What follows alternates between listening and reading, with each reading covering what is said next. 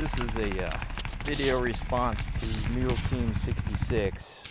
He was talking about, when SHTF happens, you got to be prepared, and now is the time to prepare. And he had a good point. He said, instead of, well, in addition to prepping your supplies, food, water, shelter, all that, you should prep knowledge. And I agree. I agree 100%. And one of the things people think they're going to be able to do is just go out in the woods.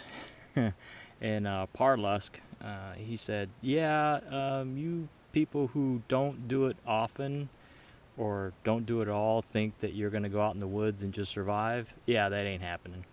And even for people who have gone camping, glamping, you're probably not going to be able to go out in the woods and survive either. But anyway, back to Mule Team's premise of prepping skills.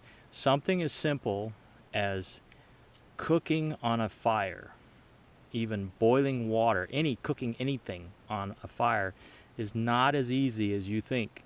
There are a lot of people out there who already know how to do this, but hopefully this will reach one or two people who think they're just going to go out in the woods and rub two sticks together and cook their Mountain House meal or their their Four Patriots meal, boil some water for their Four Patriots meal, right?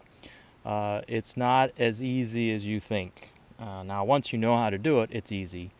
But if you've never done it before, you better learn. So, enough yapping. To start a fire to cook with. Now, there's all kinds of butane, propane stoves, and that's all well and good. But now we're talking about down to you're out of propane, you're out of butane. There's nowhere to get it within walking distance or within travel distance that you're able to. You're going to have to cook with wood.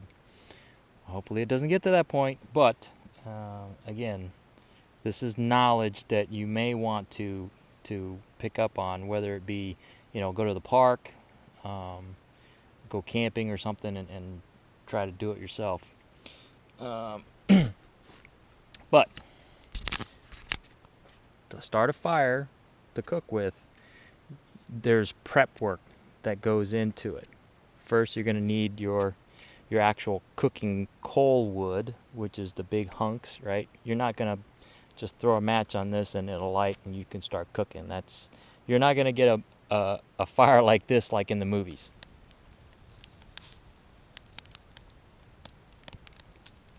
That comes much later, okay? So before you start, you got to collect the wood that's going to actually turn into coals to cook with. You got to collect your kindling, your starter wood, and then you're going to need intermediate wood after your kindling burns off. And there's several ways to prep your fire. Now there's the teepee way, there's the what do you call it, I don't know, you alternate left and right, or crisscross, which I've got here. I've got wood going this way and that way. Some people call this the upside down fire.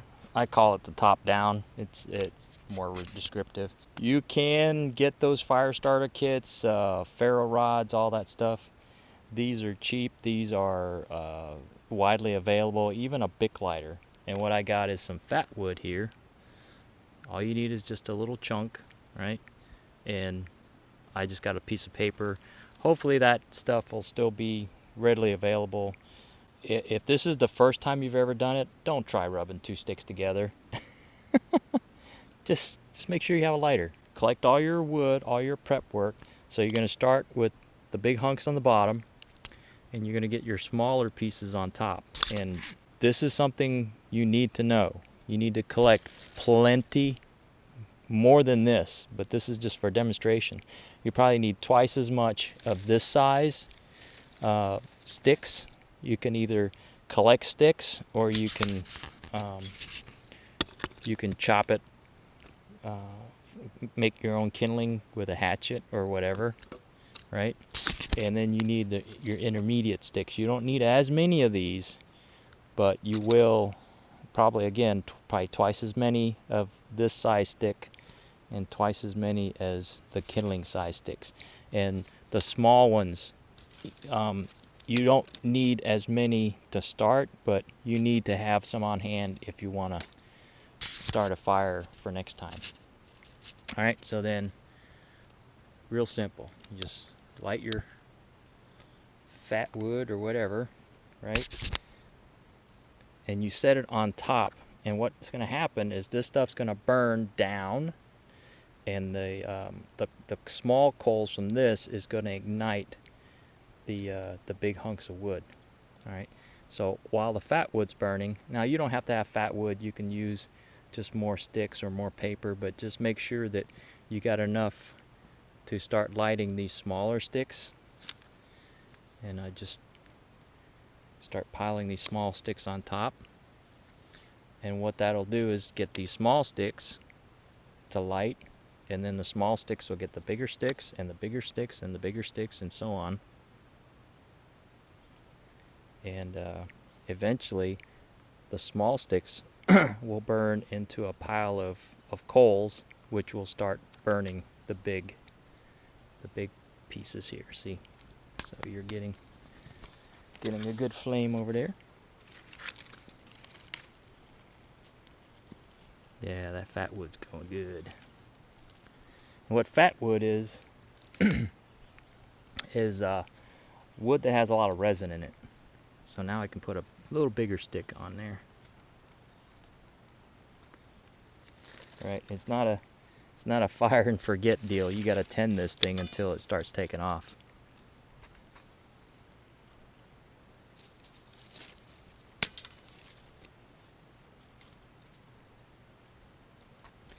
All right, we'll come back when it starts to settle and start catching the big pieces, and then from there we'll start prepping for cooking. All right, so we got a nice roaring fire going, but believe it or not, that is not the fire you want to cook with unless you're roasting hot dogs or marshmallows or something. That is not a cooking fire. That's a Hollywood ambiance for sit around the fire having a cold one fire. But yeah, that is not a cooking fire, because if you try to cook something with that, you're gonna burn whatever you're cooking. Like I said, unless you're grilling hot dogs or something. So you want to let that settle. Keep adding wood to the top, intermediate pieces, like this big stick here, and get a good bed of coals. Depending on how much you're cooking or how many people you're cooking for, you might want to add another big log to it to make more coals. But for just demonstration purposes, I'm just going to let those pieces there go to coal. Alright, so we'll be back when the fire is nice and low, the flames aren't shooting up, and it's going to be kind of a anticlimactic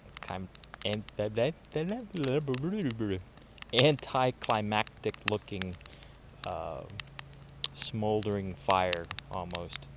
That's when it's time to cook. And if you have like a shovel or something to move the coals around, otherwise you can just move the coals around with a stick or something to spread out the heat, because the trick with cooking over a fire, cooking over any kind of heat source, is controlling the rate of heat transfer, how much heat and how fast you're heating whatever you're trying to cook. So you want to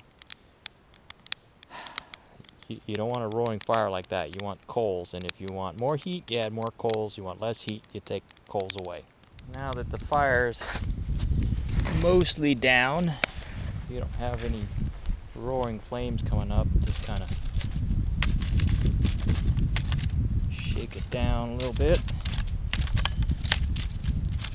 Now, see the coals there, kind of embers are kind of dark. That's the kind of fire that you want for cooking. Now, if this was a long-term thing, people would just keep the fire going and just keep building coals and building coals and building coals and whatnot, or in a fireplace. But for just this demonstration, you want to cook kind of over that. So there's two ways you can do it if you have the means. You can put the pan right over it, but you got to be careful not to put the handle, plastic handle, right over the hot part. Otherwise it'll burn, unless you have like a metal handle. Now I'm going to cook me some pastaroni as recommended by Firearms 101. This is garlic, olive oil, and vermicelli. And it just wants 2 tablespoons of butter and 1 3/4 cups of water. So I put 2 cups of water and a chicken breast in there. And it's got some soot in it already, but that's alright. So, like I said, you can put it like this and let it boil that way. And then you put your noodles inside. Or, if you have a cooking grate, this is an old grate from a refrigerator. You can put that on the fire and use that kind of like as a stove top. But we'll do it frontier style today. I'll just leave it there and let it boil, and then once it gets up to a boil, I'll put this in there. Move the pot over to the other side where it's boiling, where the fire is a little higher, and it's boiling pretty good. So I'm going to give it a minute or two, let the chicken fully cook, and flip it over.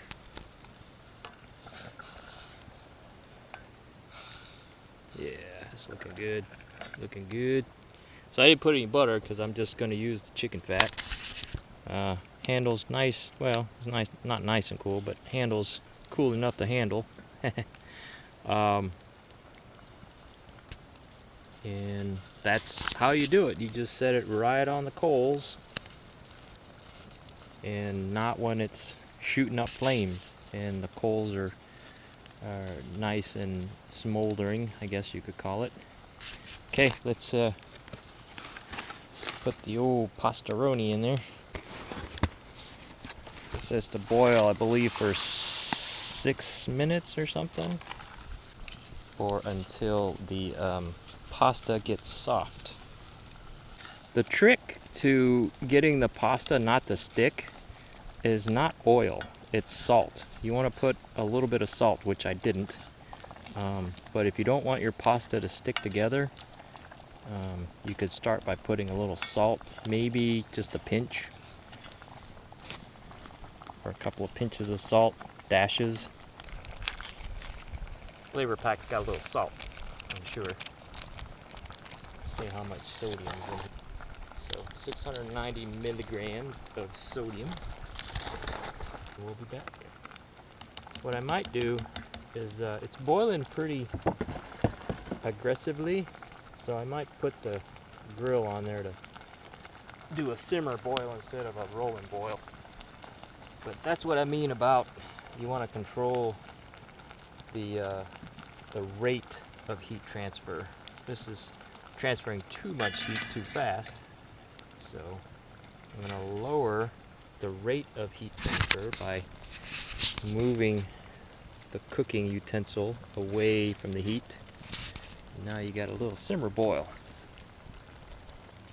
Doesn't look 100% appetizing at this point, but you know, this would be considered roughing it or SHTF meal preparation, but you got to do it to know the things that could go wrong, or the way to do it right, or the best way to do it. So brush up on your knowledge, I think it's done. Yeah, noodles have soaked up all the water, and it's starting to stick to the bottom of the pan, so let's get her out. Here you go. Acquire that knowledge, folks. And of course, if you're gonna try to survive the zombie apocalypse, better stock up on some hot sauce.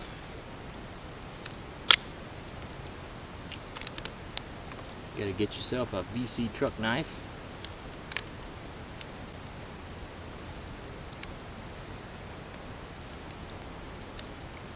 Some hot sauce. Yeah, in the nicer parts of the zombie apocalypse, might even be able to find you some beer. And today, the zombie apocalypse is brought to you by New Glarus Moonman Beer. Moonman Beer is a no-coast pale ale. Oh, that smells good. Ooh, that looks good.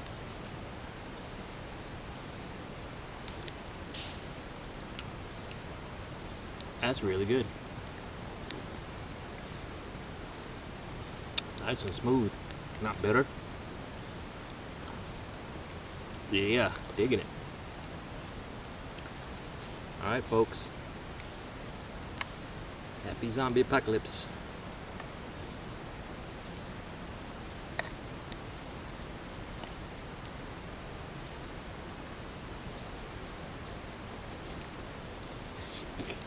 Mmm.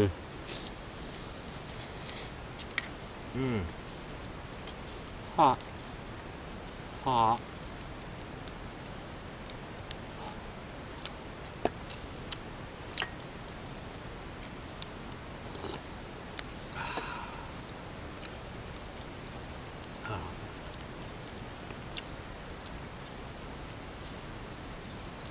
Now that deserves a lot of cowbell.